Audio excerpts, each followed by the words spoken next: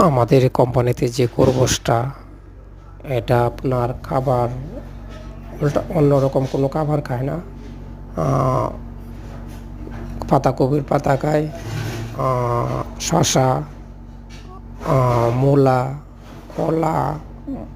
মালটা তেমন একটা খায় না, মাঝে মধ্যে খায়। মালটার উপরের কষাটা তিতা লাগে, তাই জন্য মালটা আর খায় না। তবে দেখে অনেক ভালো লাগে। কিউট একটা খরগোশ, একদম হোয়াইট।